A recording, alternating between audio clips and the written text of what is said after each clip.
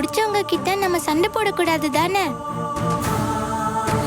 அதனால நீயும் இனிமே கதிர் அங்கிள் கூட சண்டை போடாதம்மா. அவர் என்ன எவ்வளவு நல்லா பாத்துக்கிறாரு தெரியுமா? இல்ல அனு, இனிமே அம்மா அவர் கூட சண்டை போட மாட்டேன். ஆனா இப்பதான் கதிர் அங்கிளுக்கு கல்யாணம் ஆக போகுதுல, அதனால நீயும் இந்த மாதிரி அவர்கிட்ட என்ன பிடிக்குமா அது இதெல்லாம் பேசக்கூடாது, சரியா?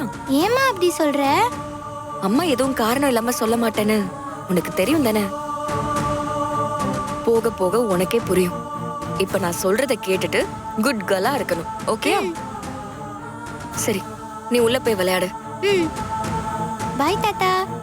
பாய்.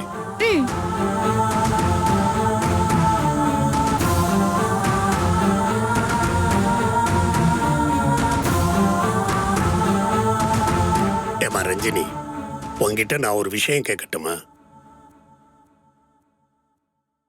நீ ஏமா இன்னொரு கல்யாணம் பண்ணிக்க கூடாது?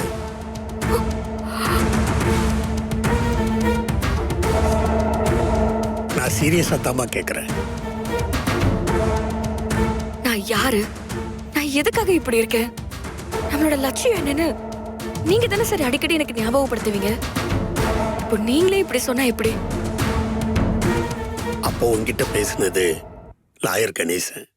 ஆனா இப்போ உன்னோட அப்பா ஸ்தானத்துல அனுவோட தாத்தாவா பேசுறமா. என்னால இன்னொரு கல்யாணம் எல்லாம் பண்ணிக்க முடியாது சார். ஏமா அப்படி சொல்ற? கல்யாணங்கிறது என் வாழ்க்கையில முடிஞ்சு போன விஷயம். ஒரு தடவை கல்யாணம் நடந்ததுக்கே நான் அனுபவிச்ச வலியும் நான் இழந்த இழப்பும் ரொம்ப அதிகம். அதுல இருந்து எப்பவும் என்னால வெளியில வர முடியாதுன்னு உங்களுக்கே தெரியும். அப்புறமும் ஏன் இப்படி கேக்குறீங்க? இல்லம்மா, நான் அதுக்காக சொல்லல. நாளைக்கு உனக்குன்னு ஒரு துணை வேணும்ல. இப்ப எனக்கு ஒரு அப்பாவா நீங்க இருக்கீங்க, ஒரு தம்பியா வேலு இருக்கான். கடைசி வரைக்கும் அனு என் கூடவே இருக்க போறா. இதுக்கு மேல எனக்கு வேற எதுவும் வேண்டாம் சார். நான் இப்படி இருக்கிறது தான் எனக்கும் நல்லது, என்னை சுத்தி இருக்கிற உங்க எல்லாருக்கும் நல்லது. அதுக்கு இல்லம்மா, சார், நான் என்ன நீங்க என்ன சாப்பிடுறீங்க? Tea, coffee?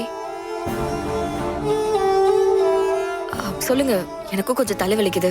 நான் காஃபி குடிக்க போறேன். உங்களுக்கும் சேர்த்து போடட்டுமா? ம் ம்